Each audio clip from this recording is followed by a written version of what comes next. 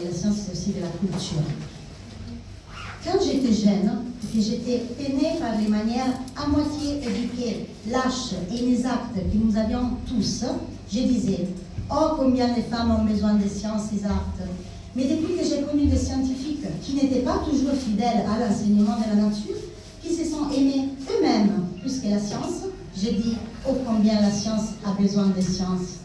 Ces mots ont été prononcés au XIXe siècle par Maria Mitchell, première astronome professionnelle femme des États-Unis, également engagée pour les droits des votes des femmes et contre l'esclavage.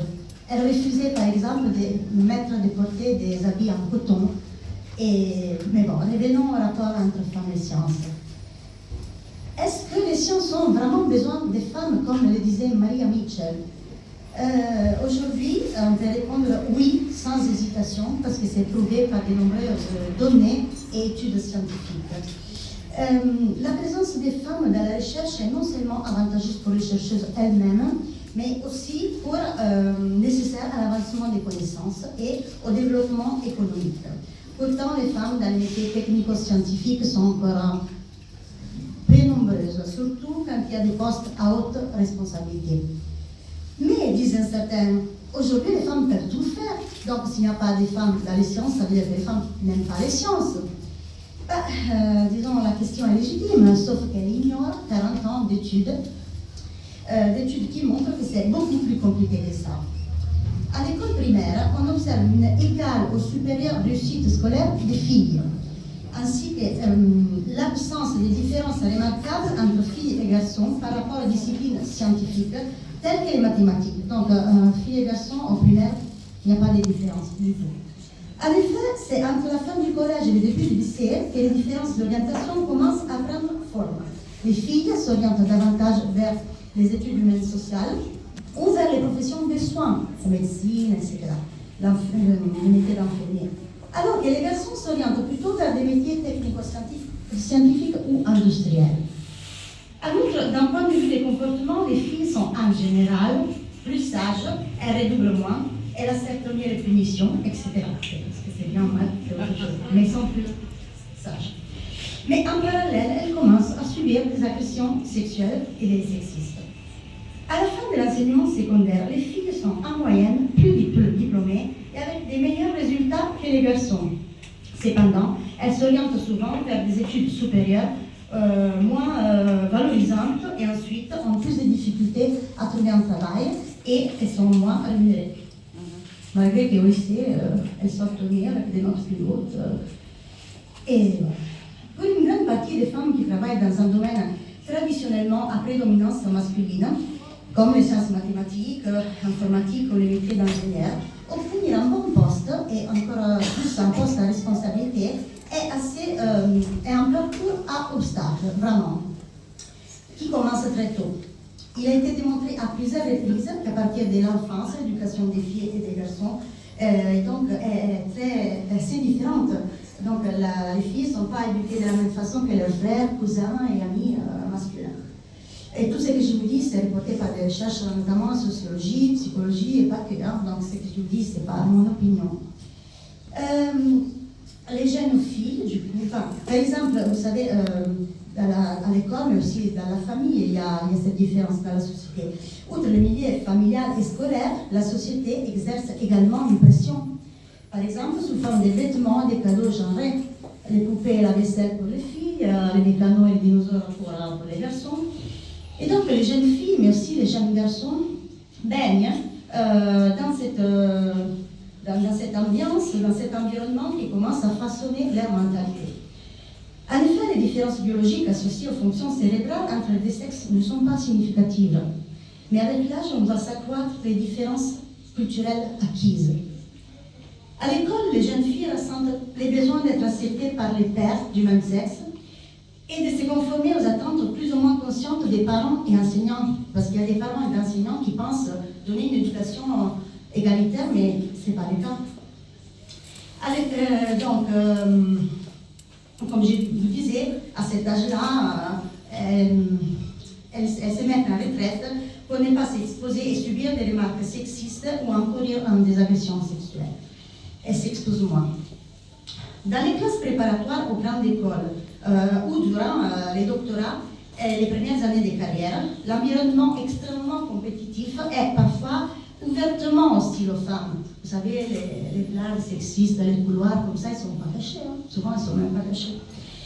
D'autre part, les manques des rôles, des modèles auxquels s'inspirer, ainsi que la pauvreté des politiques relatives à la maternité, à l'enfance ou encore à l'harcèlement sexuel, peuvent provoquer le départ des femmes, des postes, donc démissionnent. Les talents se dispersent, les femmes abandonnent leur carrière et celles qui restent atteignent une limite supérieure invisible qui les empêche de monter plus haut dans la hiérarchie et accéder aux postes à haute responsabilité et pouvoir. Tous ces phénomènes sont bien étudiés et documentés depuis des décennies, notamment en sociologie et en sciences de l'éducation, et s'appellent stéréotypes de genre, discrimination à l'embauche, écart des salaires, harcèlement sexuel, tuyau qui fuit, plafond de verre. Vous avez déjà entendu tous ces termes, j'imagine. Or, les manques des femmes dans la science, donc on a dit pour l'instant que malgré il n'y a pas de vraies raisons, il n'y a pas beaucoup de femmes dans les sciences, surtout les sciences dites dures. On pourrait se dire, bah, c'est pas un problème, alors elles font autre chose. C'est ce qui se disent d'ailleurs pas mal de personnes. Mais du coup, les manques des femmes dans la science, ça comporte quoi? Alors, par exemple, il a été démontré que si les pourcentages des femmes dans les filières de l'informatique étaient comparables à celui des hommes, les produits intérieurs bruts européens augmenteraient d'environ 9 milliards d'euros par an. Et saviez-vous que les entreprises avec plus de femmes au poste de direction sont plus rentables de 35% et qui assurent aux actionnaires 34% des bénéfices en plus? Ça aussi, c'est donné à la main. C'est vraiment des gens qui ont fait des études. Et toutes les études continuent à confirmer ça, en fait. Il n'y a pas une étude qui démontre le contraire.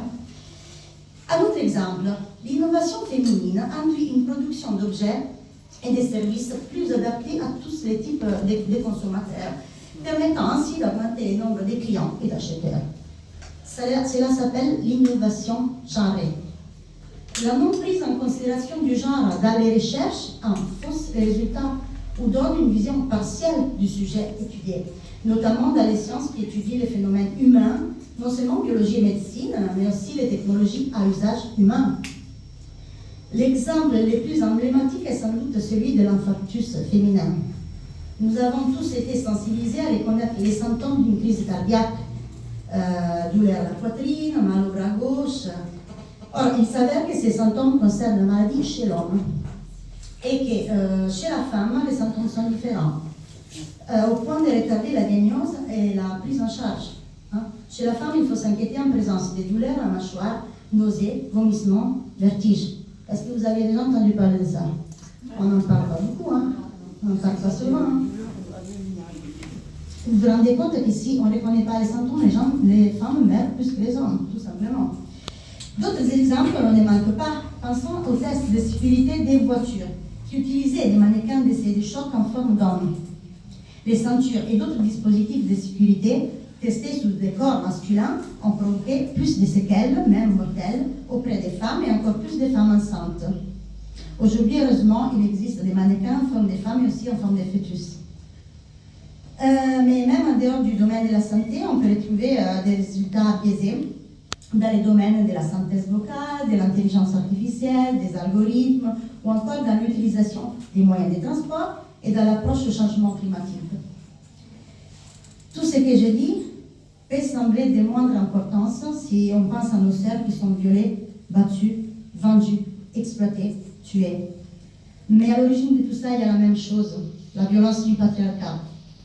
Et donc, chacune et chacun de nous peut faire quelque chose à son niveau. Parfois, certains problèmes nous semblent trop énormes et on se dit, mais qu'est-ce que je peux faire? Chacun à son niveau. Parce qu'il n'y a pas que des petites luttes, ainsi il n'y a pas de petites victoires. Et comme le disait Angela Davis, chaque fois qu'une femme se bat pour elle-même, elle se bat pour toutes les femmes.